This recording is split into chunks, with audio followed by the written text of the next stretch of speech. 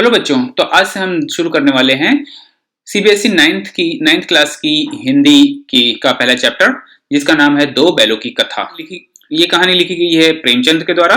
इस कहानी में प्रेमचंद ने कृषक समाज और पशुओं के भावात्मक संबंध को प्रदर्शित किया है। तो आइए शुरू करते हैं। जानवरों में गधा सबसे ज्यादा बुद्धिहीन समझा जाता है। बुद्धिहीन का मतलब है जिसमें बुद्धि ना हो, जो बेवकूफ हो। तो गधा जो है सबसे ज्यादा बेवकूफ समझा जाता है। जब हम किसी आदमी को बेवकूफ कहना चाहते हैं तो उसे गधा कहते हैं। गधा सचमुच बेवकूफ है या उसके सीधेपन, उसकी निरापद सहिष्णुता ने उसे ये पदवी दे दी है। निरापद का मतलब होता है कि जिससे कोई भी आपदा ना आ सके, निरापद आपदा ना आ सके, और जो कि किसी को नुकसान करने लायक ना हो, तो उसको हम निरापद कहते हैं। और सहिष्णुता का मतलब है सहनशीलता, यानी कि गधे में बहुत ज्यादा सहनशीलता होती है। इसका निश्चय नहीं किया जा सकता। गाय सींग मारती है, ब्याई हुई गाय तो अनायास ही सिंहनी का रूप धारण कर लेती है। यानी कि जो ब्याई हुई गाय जिसका बच्चा हुआ है अभी अभी, तो वो तो है एकदम सिंहनी यानी शेर का रूप धारण कर लेती है। कुत्ता भी बहुत गरीब जानवर है, लेकिन कभी कभी उसे भी क्रोध आ जाता है। कुत्ता तो एकदम नॉर्मल चीज है, लेकिन उसको भी कभी कभी गुस्सा आ जाता है, क्रोध, गुस्सा। किंतु गधे को कभी क्रोध करते नहीं सुना, न देखा। जितना चाहो गरीब को मारो, चाहे जैसी खराब सड़ी हुई घास सामने डाल दो, उसके चेहरे पर कभी असंतोष की छाया भी न दिखाई देगी।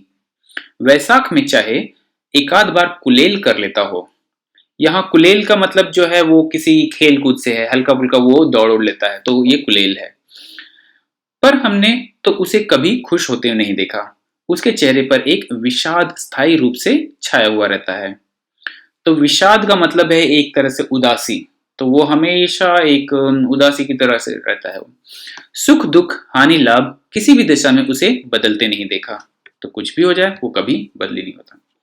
ऋषि मुनियों में जितने गुण हैं वे सभी उसमें पराकाष्ठा को पहुंच गए हैं, यानी कि एकदम अंतिम सीमा तक पहुंच गए, उसमें वो गुण भर भर के हैं। पर आदमी उसे बेवकूफ कहता है। सद्गुणों का इतना अनादर कहीं नहीं देखा। कदाचित सीधापन संसार के लिए उपयुक्त नहीं है।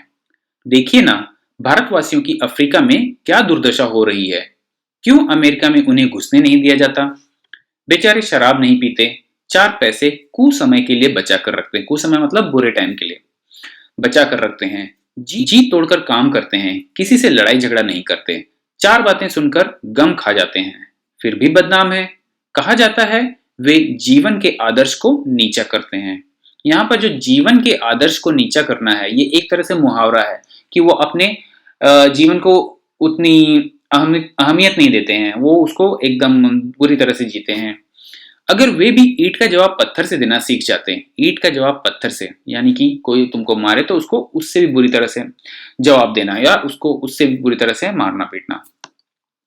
तो अगर वे भी ईंट का जवाब पत्थर से देना सीख जाते तो शायद सभ्य कहलाने लगते। जापान की मिसाल सामने है।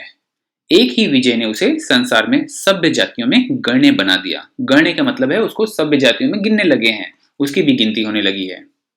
लेकिन गधे का एक छोटा भाई और भी है, जो उससे कम ही गधा है, और वो है बैल।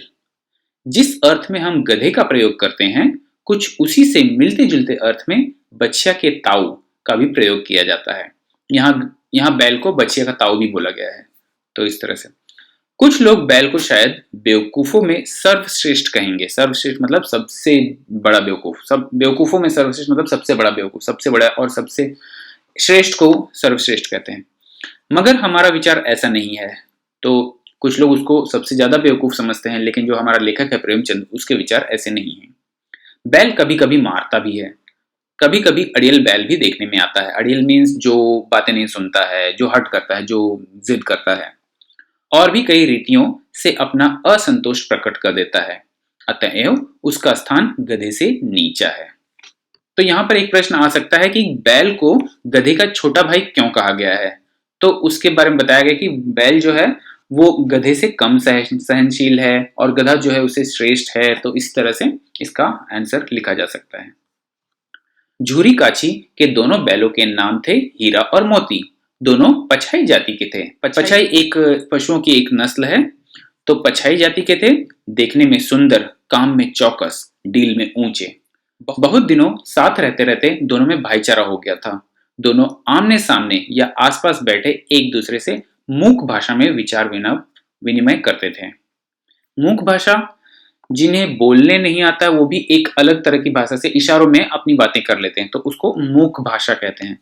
तो इस तरह से वो बैल आपस में बात तो नहीं करते थे, लेकिन इशारों इशारों में वो कुछ कुछ कह देते थे।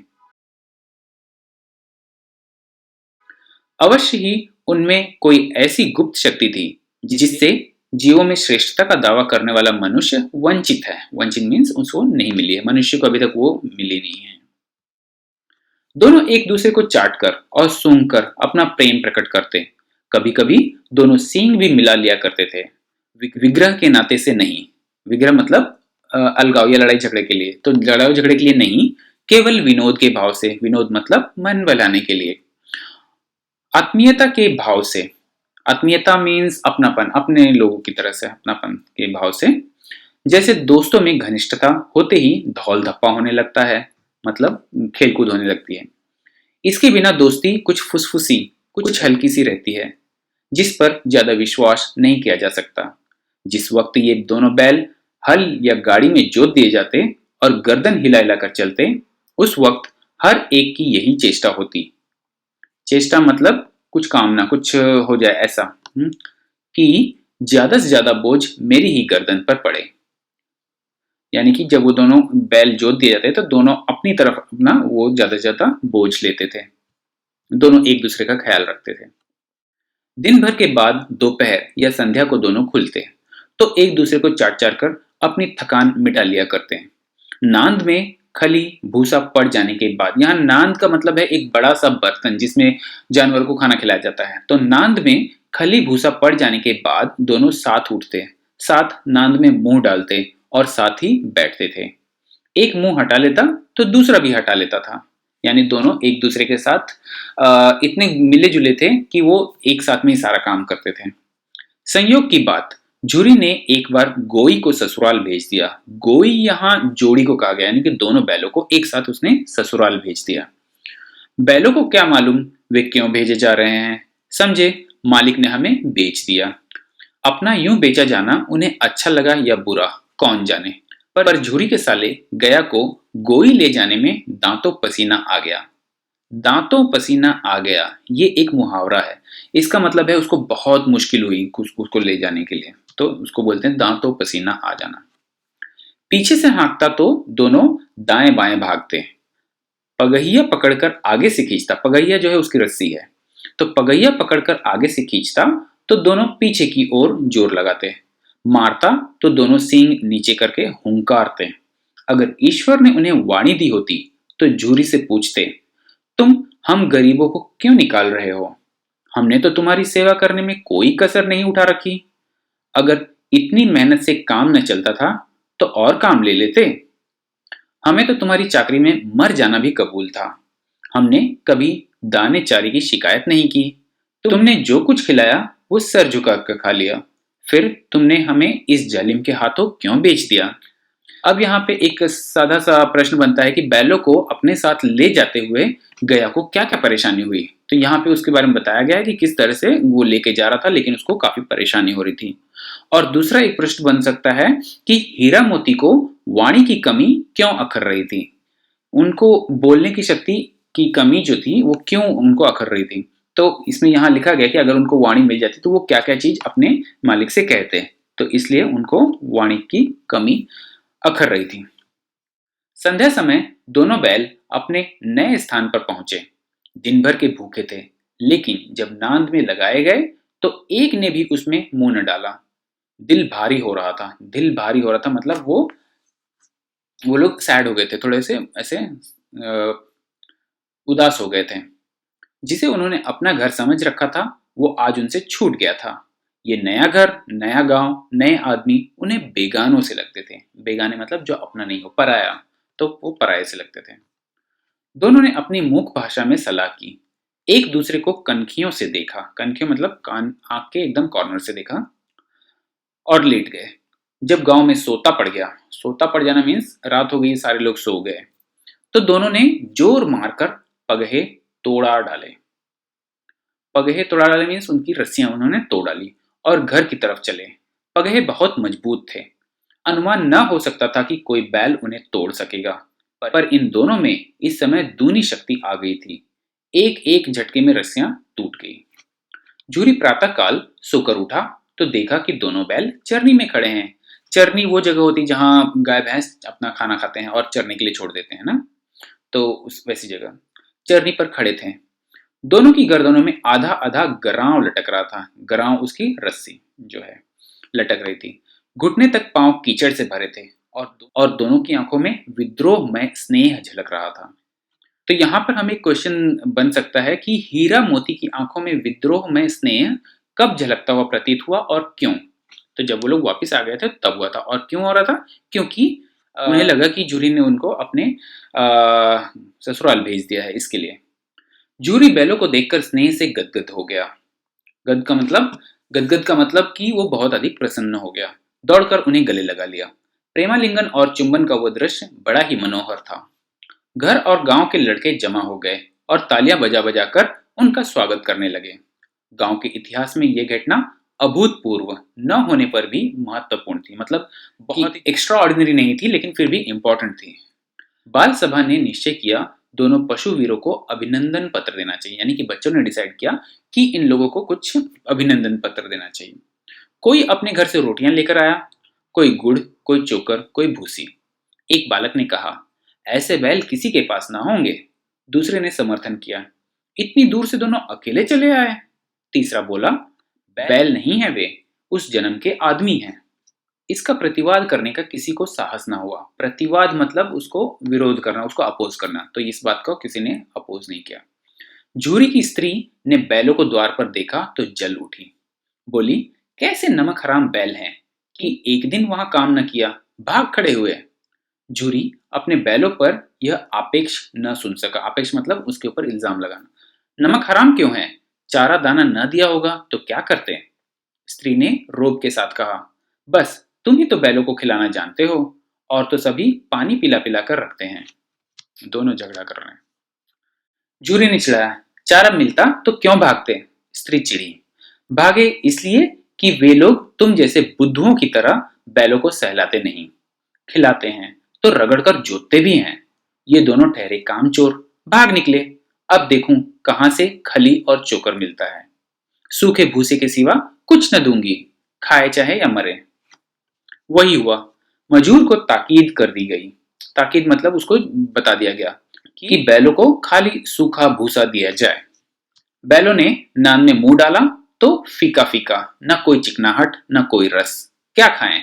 आशा भरी आंखों से द्वार की ओर ताकने लगे। जूरी ने मजूर से कहा, थोड़ी सी खली क्यों नहीं डाल देता बे? मालकिन मुझे मार डालेगी।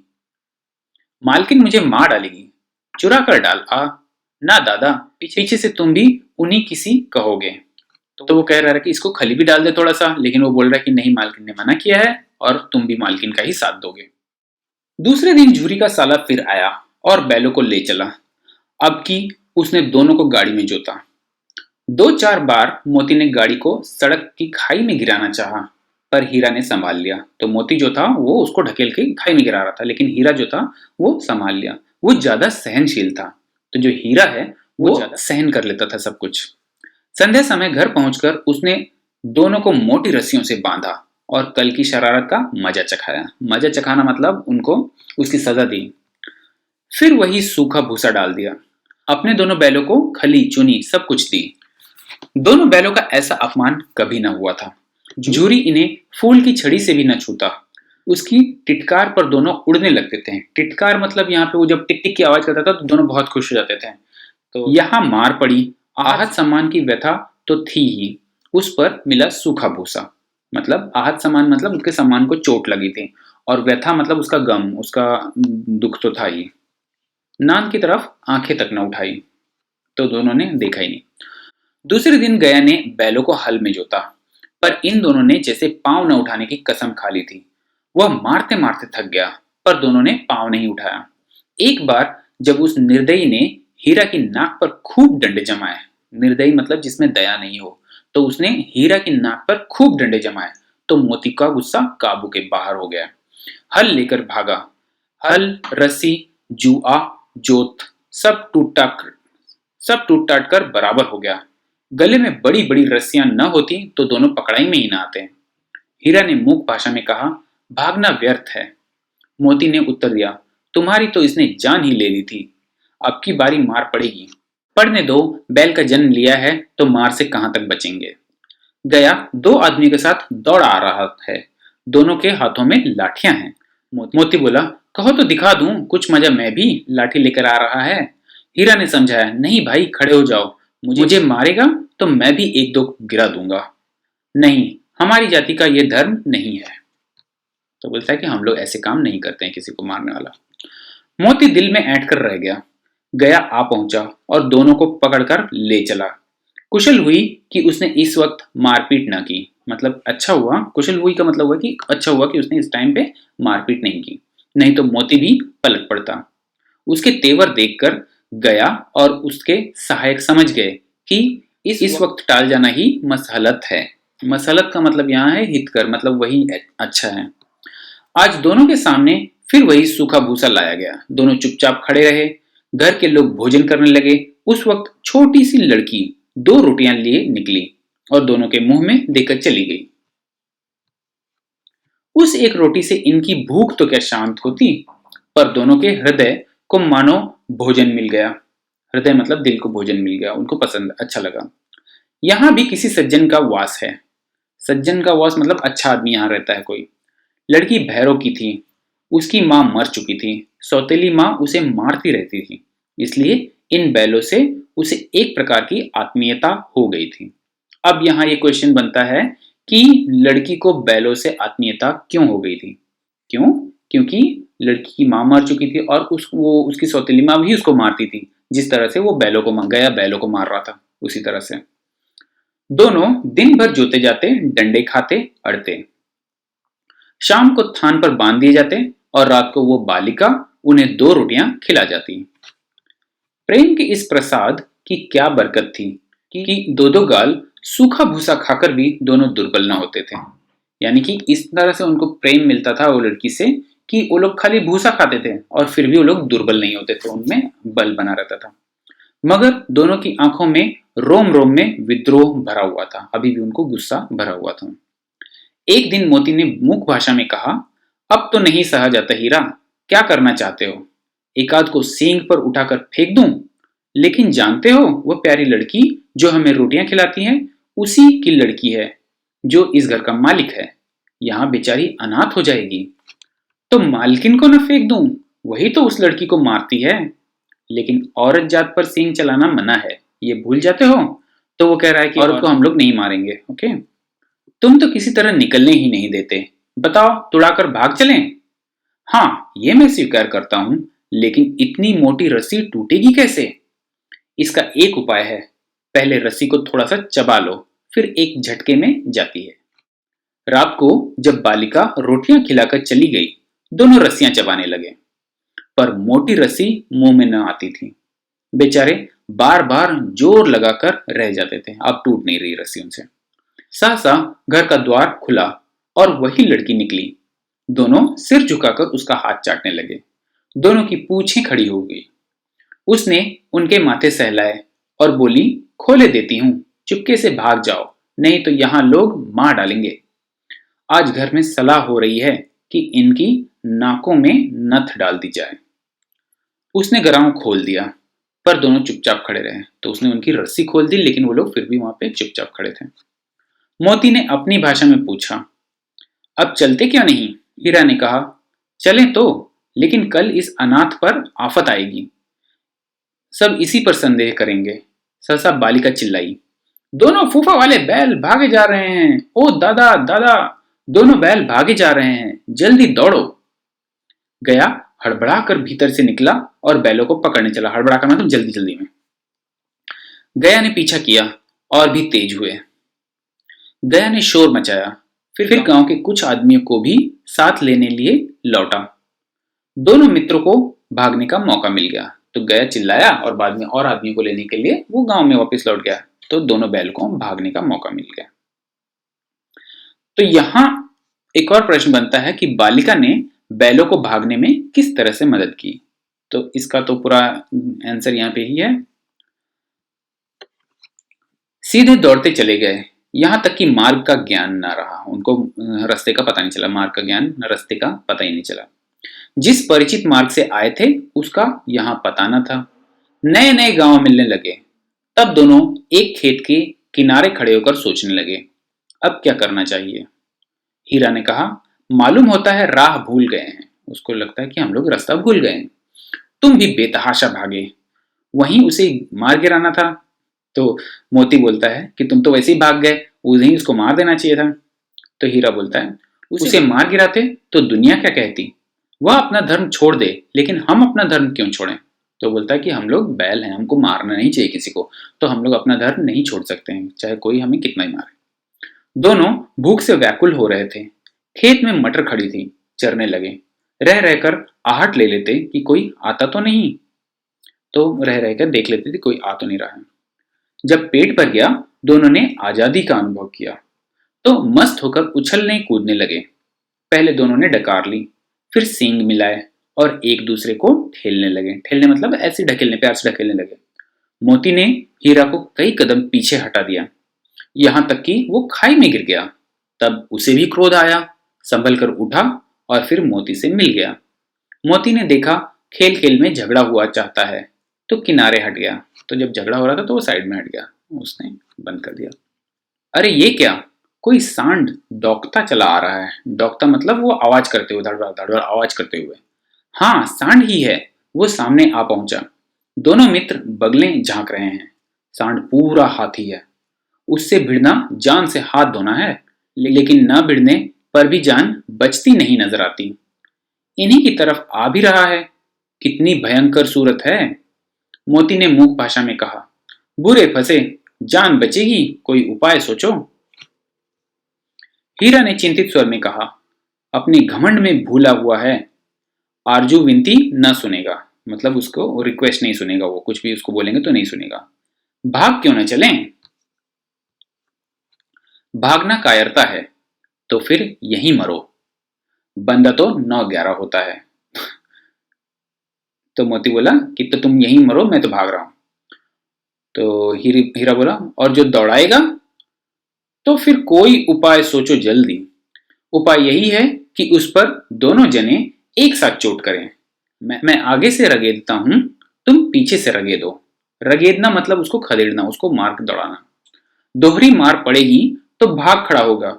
मेरी ओर झपटे, तुम बगल से उसके पेट में सींग घुसेड़ देना। जान जोखिम में है, पर दूसरा उपाय नहीं है। दोनों मित्र जान हथेली पर लेकर लपके। सांड को भी संगठित शत्रुओं से लड़ने का तजुर्बा न था। संगठित मतलब जो मिल के लड़ाई करते हैं, उनसे लड़ने का उसको तजुर्बा, एक्सपीरियंस नहीं था। वो तो एक शत्रु से मल्ल युद्ध करने का आदी था। मल्ल युद्ध मतलब कुश्ती। कुश्ती में एक से एक ही लड़ाई करता है, दो लोग नहीं लड़ाई करते हैं। तो वो मल्ल युद्ध करने का आदी था, एक से एक ही लड़ने का उसको एक्सपीरियंस था। जो ही हीरा झपटा, मोती ने पीछे से दौड़ाया। सांड उसकी तरफ मुड़ा तो हीरा ने रगेदा। सांड चाहता था कि एक एक करके दोनों को गिरा ले, पर ये दोनों भी उस्ताद थे, उसे वे अवसर न देते थे।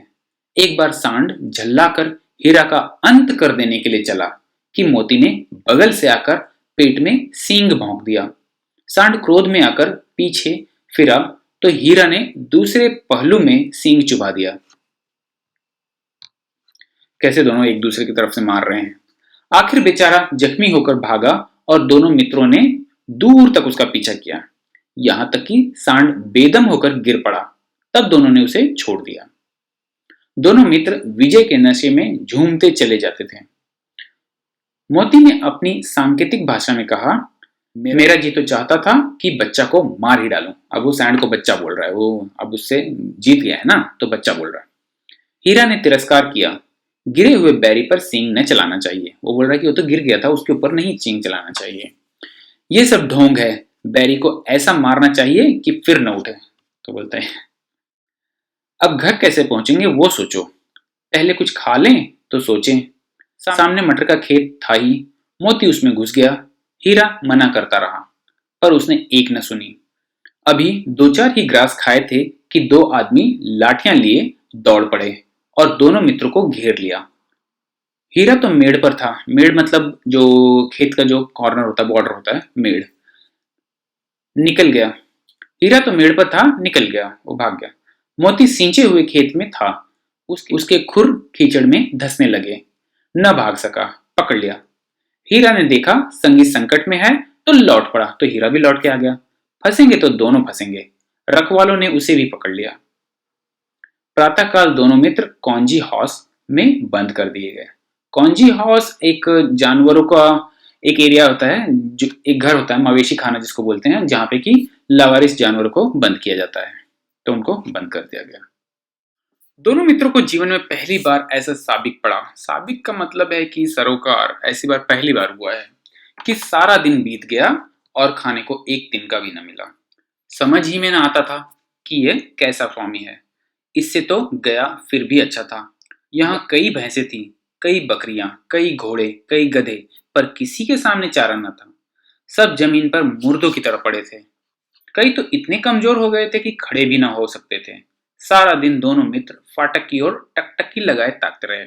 टकटकी लगाए ताकते रहे, ये एक मुहावरा है कि वो ध्यान से उधर देख रहे थे, पर कोई चारा लेकर आता न दिखाई दिया। तब दोनों ने दीवार की नमकीन मिट्टी चाटनी शुरू की। पर इससे क्या तृप्ति होती है? तृप्ति मीन्स उनका मन भरना, और उससे कोई मन ही नहीं भर रहा था उनका। रात को भी जब कुछ भोजन न मिला तो हीरा के दिल में विद्रोह की ज्वाला दहक उठी। ये भी एक मुहावरा है कि वो विद्रोह करने लगा, तो उसमें विद्रोह की ज्वाला दहक उठी। मोती से बोला, अब तो नहीं रहा जाता मोती। मोती ने सिर लटकाए हुए जवाब दिया, मुझे तो मालूम होता है प्राण निकल रहे हैं। इतनी जल्द हिम्मत न हारो भाई, यहां से भागने का कोई उपाय निकालना चाहिए। आओ दीवार तोड़ डालें। मुझसे तो अब कुछ नहीं होता। बस इसी बूते पर अकड़ते थे। बूते मीन्स इसी दम पर अकड़ते थे। सारी अकड़ निकल गई। ये भी एक मुहावरा है। बाड़े की दीवार कच्ची थी।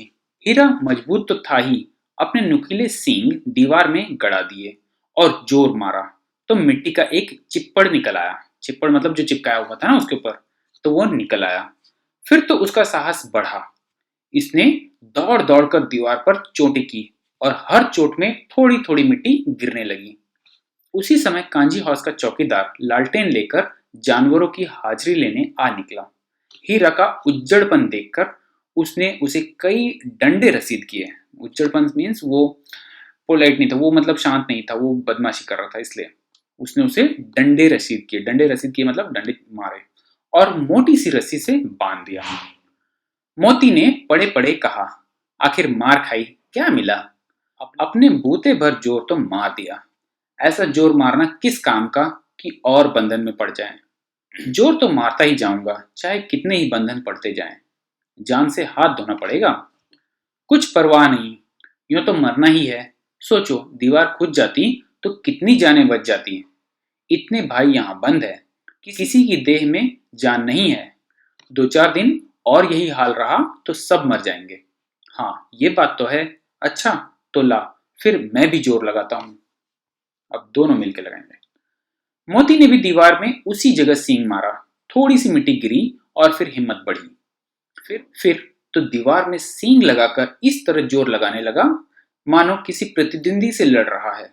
आखिर कोई 2 घंटे की जोर आजमाइश, मतलब वो दीवार पे मारते रहे, जोर आजमाइश के बाद दीवार ऊपर से लगभग 1 हाथ गिर गई।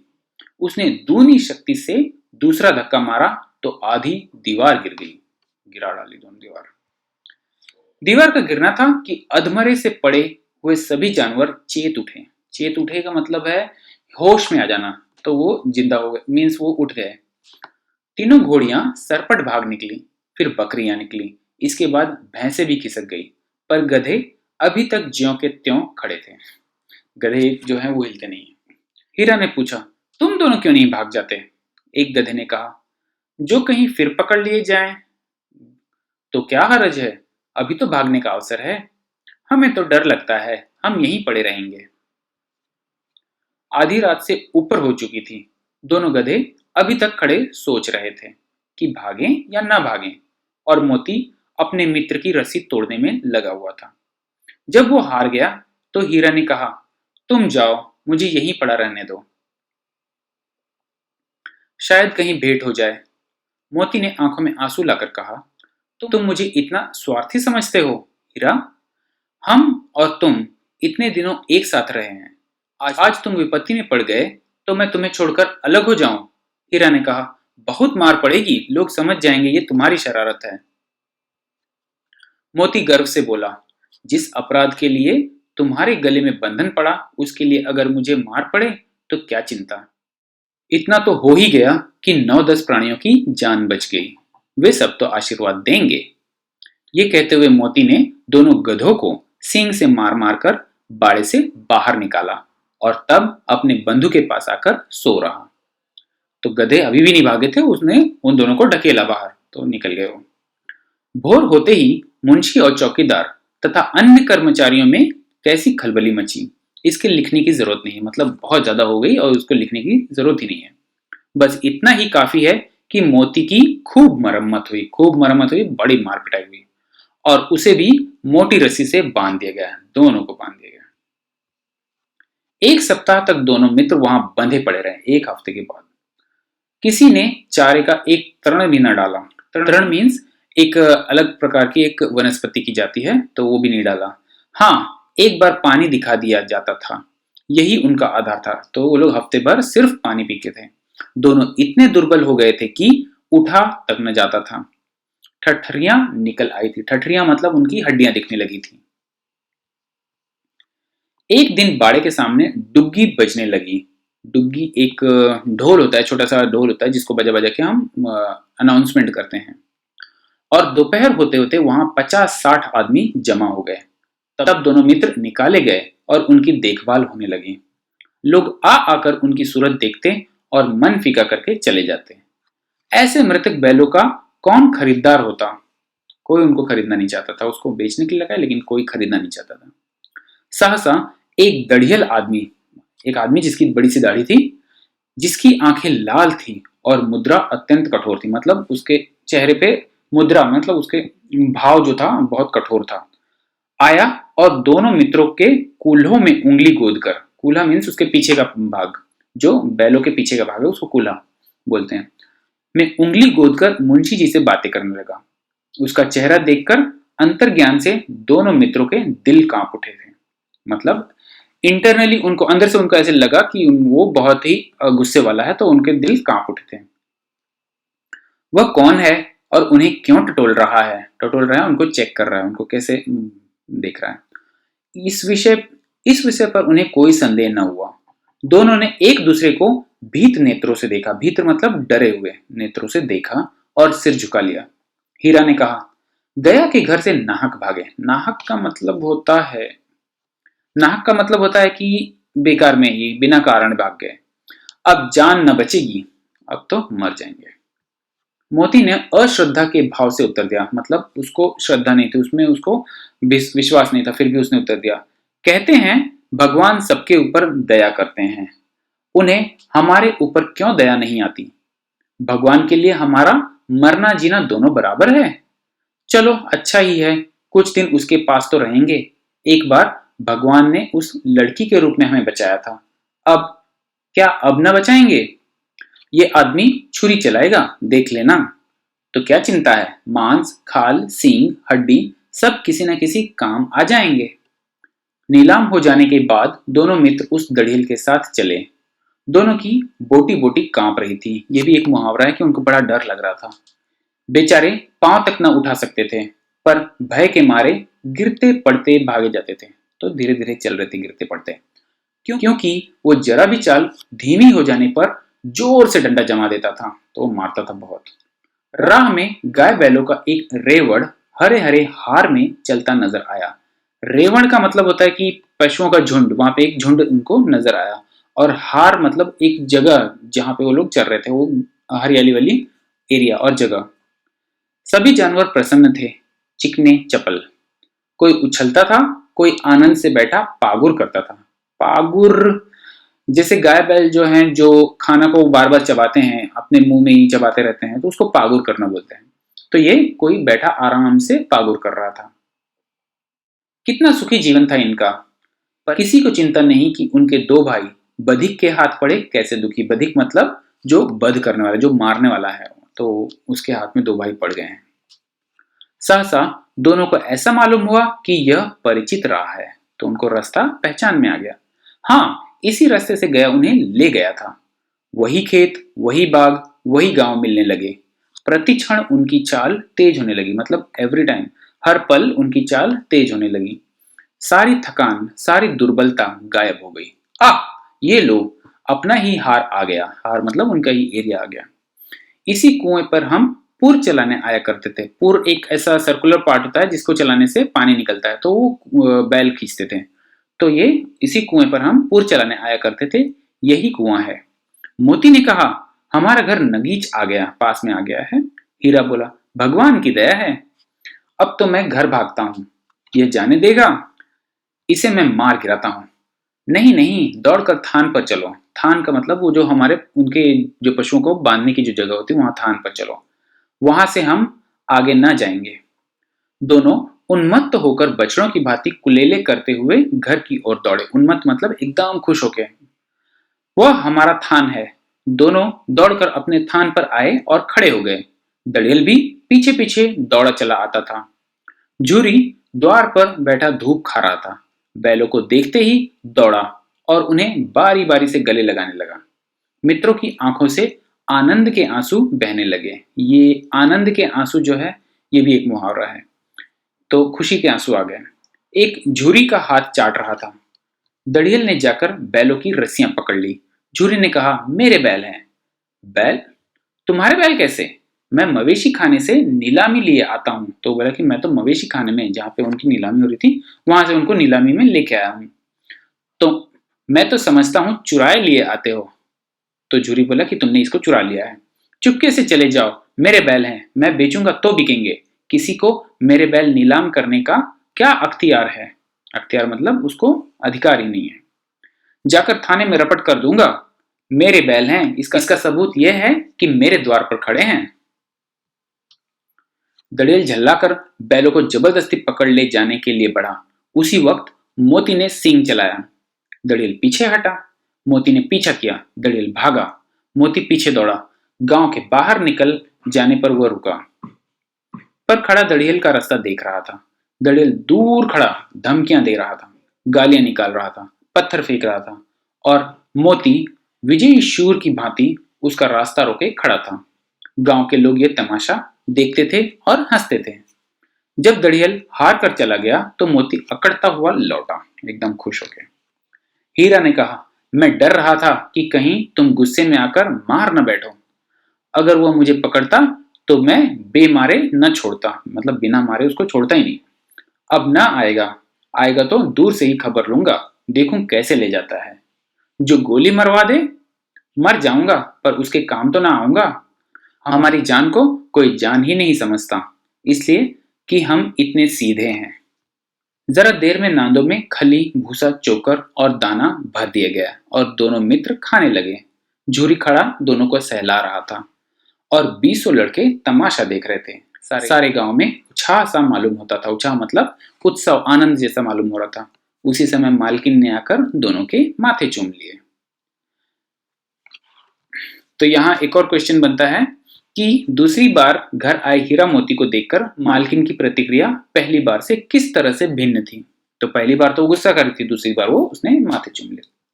तो ये एक कहानी है प्रेमचंद की, और इसको हमने अभी पूरा अच्छे से पढ़ा। और अगर आपको ये वीडियो अच्छा लगा तो इसे लाइक जरूर करें। Thank you.